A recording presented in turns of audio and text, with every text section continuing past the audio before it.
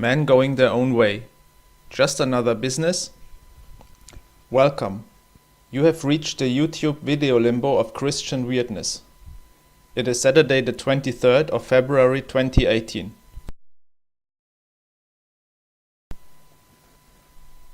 First, some general info. I will produce a follow-up about the last posted topic, Christian YouTube solipsism, as well as an episode about comments which I received on this channel. The main reason being to show my appreciation to those individuals who enriched my content with their comments. I may have been quite angry in my last video about Christian YouTube solipsism, but I have and had no intention to bash those who showed interest in my videos.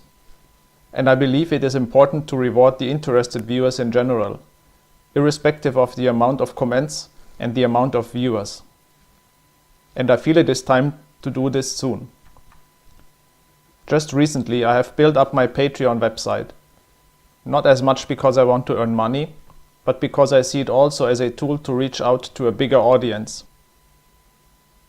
And since I'm very discontented with other Christian ministries' behavior towards new ministries, I'm contemplating to make videos about how to get started making videos, including some technical advice and how to save money on software and production gadgets. And no, I will not advocate for any kind of piracy. Now, concerning my communication with the channel Misandry today, I have not received any attempt to communication.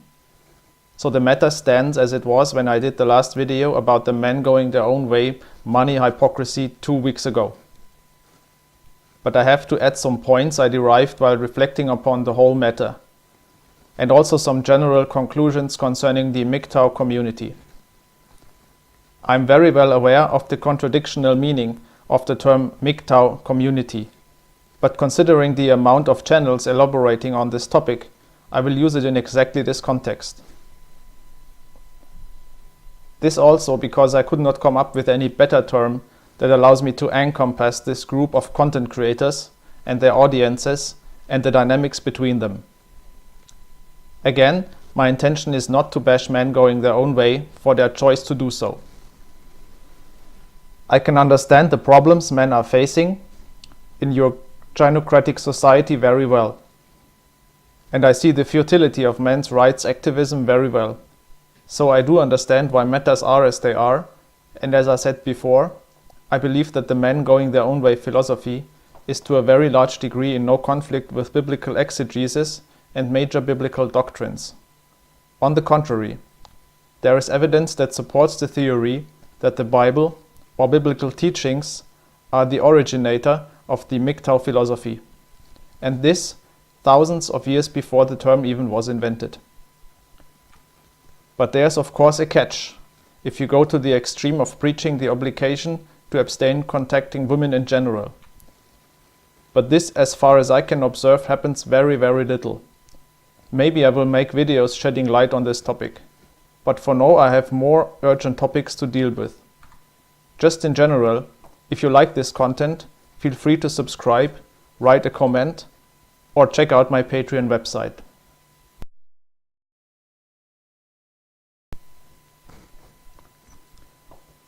So MGTOW is a business now. Based on the observation of the recent months, for example the implosion of the red pill coin money scam, it is obvious that men going their own way has become a platform for business. A whole economy based on the extra money men going their own way spent to be taught about this philosophy and to learn about the decline of the Western cultures in favor of an artificial inflation of the feminine and the inflated societal values of women in general. This insane and unnatural aberration of societal values has reached degrees of collective mother worship.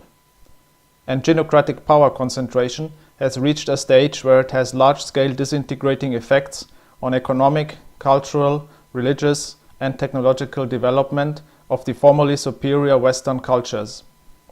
So it is understandable that men are willing to pay for media communicating and allowing discourse concerning these developments.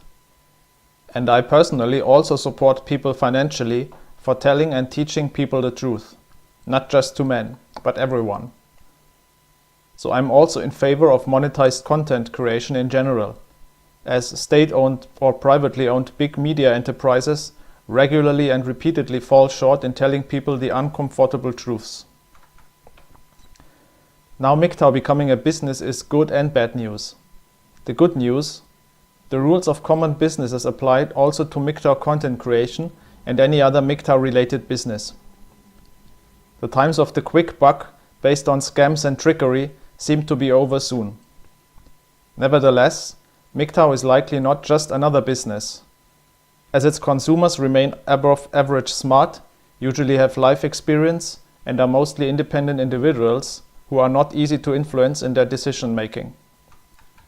This may even be the rare case where the proposed rules of neoclassical economy could to a large degree reflect the reality. If it was not for the fact that men going their own way also have been traumatized and thus show a certain weakness to follow content creators who put out only information that makes them feel justified in their chosen way of life. Now the bad news is that with MGTOW becoming a business, it has finally grown out its idealistic phase. Thus, a negotiation between authentic, wholly truthful content creation and dangers of monetization is necessary. In this video, I will explore the ethical, economic, and content quality related implications of monetized content and its impact on the MGTOW community and on the individual level.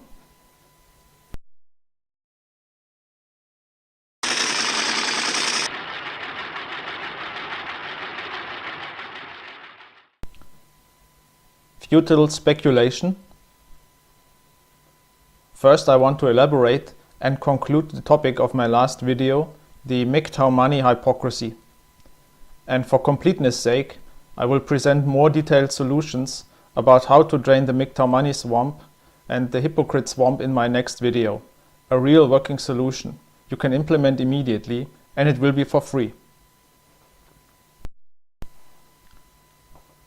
Of course, I went into a lot of speculations concerning the channel Misandry today, and since I started with speculations, I have to complete the range of speculations. So you, my dear viewer, see what bad communication or shady behaviors, even if unintended, can do to the foundation of companionship, that is good old trust, even on a site like YouTube. So here are the possible reasons for DDJ choosing not to communicate with me. It could be that my doctrinal stances were not fitting. It could be that a diminished income was feared if it was followed my suggestions. It could be that my channel was just not famous enough. It could be that my channel content was too controversial. It could be that my style of presentation was deemed strange. It could be that my production quality was deemed too low. It could be fear to be ostracized from his community or friends. It could be that my channel and content was deemed pathetic.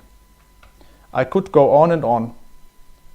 Now this just shows how important good communication is. These mind games would have been erased with one simple answer, with just one sentence. It's really insane if you contemplate on it. But let's analyze these possible reasons further. What do all these possible explanations have in common? Or in other words, what would be the consequences of the above-mentioned explanations being factual? What is the common denominator? What can the common motivation behind all these explanations constitute? What would be the result of being ostracized? Or the result of reduced popularity? Or of my content being deemed too controversial for his audience again? Maybe diminished revenue? The fear of diminished revenue would motivate someone to reject my offer for exactly each of the given reasons. Add to that the idea that if he chooses another more popular channel for discussion, he could increase his revenue too. So it all converges at one simple common denominator: fear of diminished income. Of course, there is still the possibility that my messages and his intention to do a video on Christianity and men going their own way were not at all connected, that he never noticed my messages, that it was just a strange coincidence. But what is the probability of this explanation? Especially if you take into account that this channel makes big drums to sell the book The Feminist Lie and has a quickly increasing viewership and advert monetized content. The channel is basically a big advert banner for books and donations. So the probability of this just being a misunderstanding is quite low. I would be able to give Misandry today the benefit of the doubt much more lightly if he had just answered on my message and if it was not crystal clear by evidence that this channel was also mainly created to generate an income for this man going their own way advocate. My dear viewer, do you see the problem here? What would be your conclusion concerning this topic?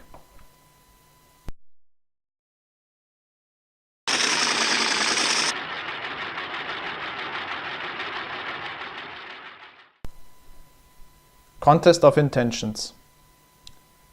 It is much harder to trust the content and the content creator if his clear intention is to make also substantial amounts of money from his content.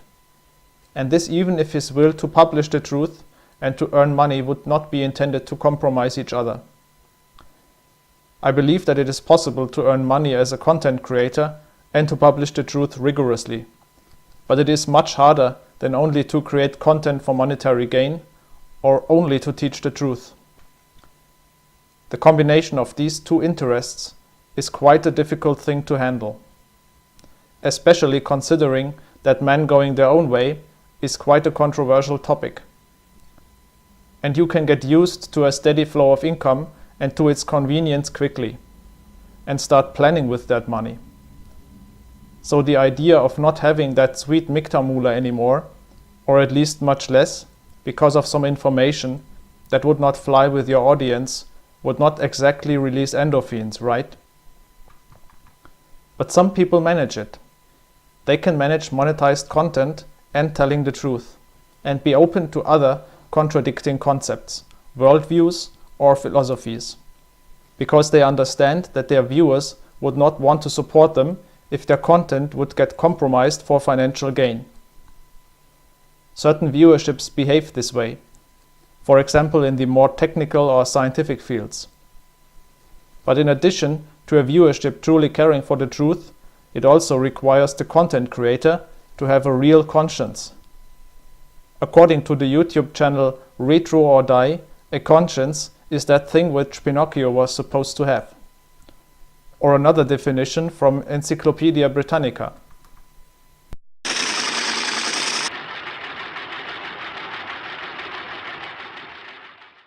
Conscience, a personal sense of the moral content of one's own conduct, intentions, or character with regard to a feeling of obligation to do right or be good.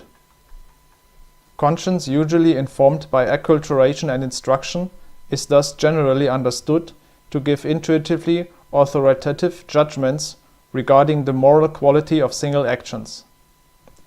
Historically, almost every culture has recognized the existence of such a faculty.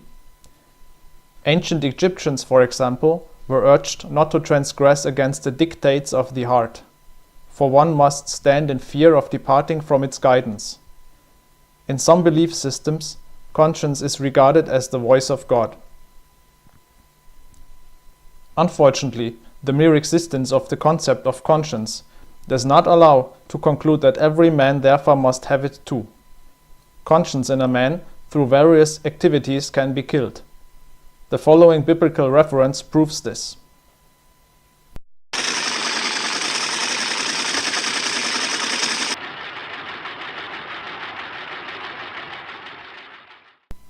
First Timothy 4, 1-9.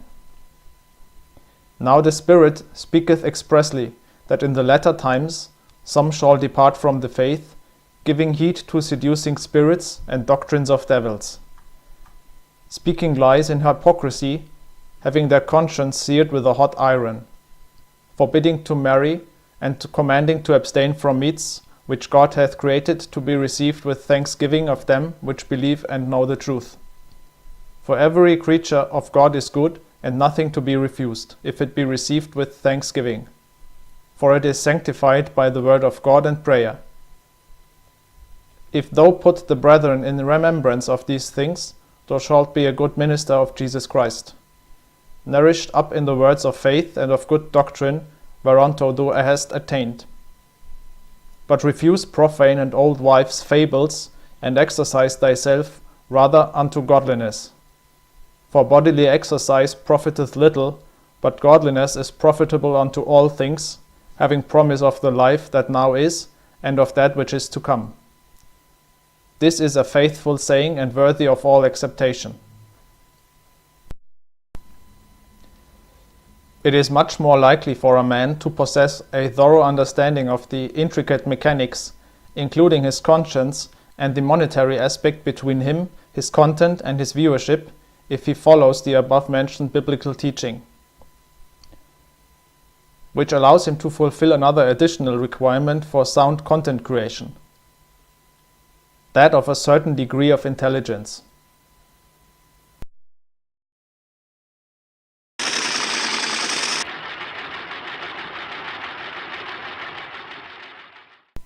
The mechanics of compromised content and monetary gain. What happens to someone producing content in the technical field if he compromises his information for fear of losing sponsors? Let's just say he fears losing the sponsor if he would review the product truthfully, revealing its shortcomings, and thus chooses to make it look better than it really is.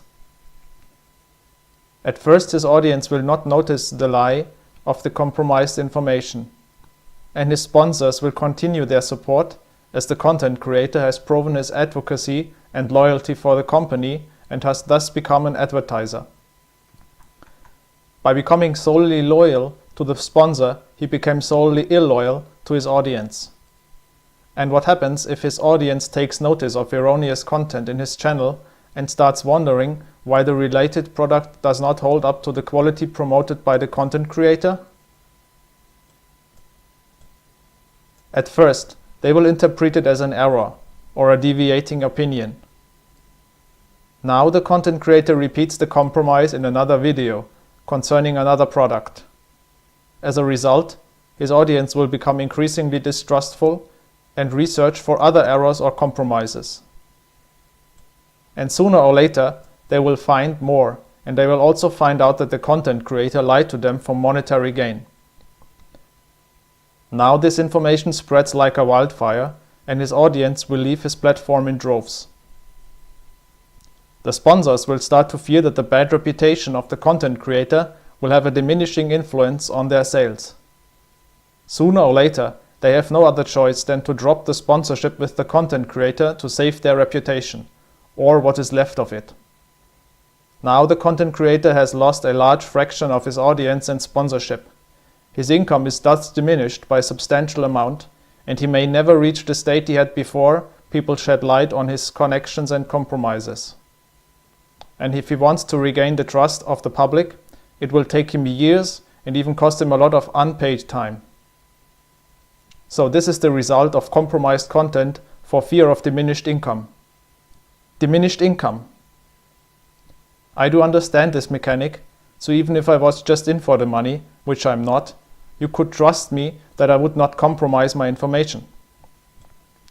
Because no compromise is the way to long-term maximum revenue. But how many do not really understand this, or choose not to even consider this topic, because their love of filthy lucre has made them blind? Can you find some of the characteristics of these blind, filthy lucre lovers in the following verses?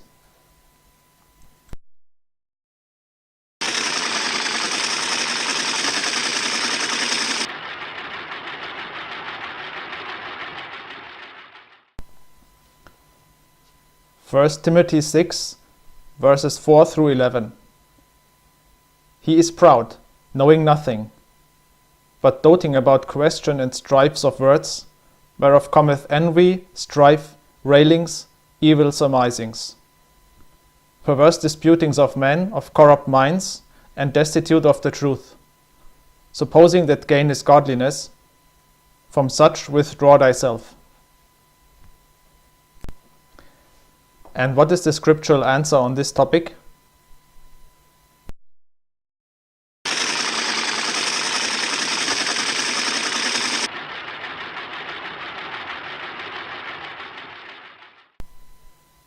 But godliness with contentment is great gain.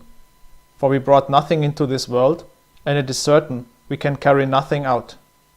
And having food and raiment, let us be therewith content.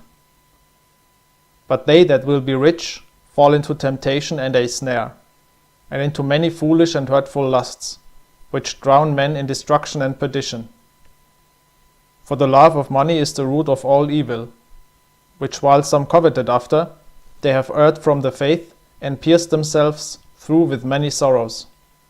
But thou, O man of God, flee these things, and follow after righteousness, godliness, faith, love, patience, meekness.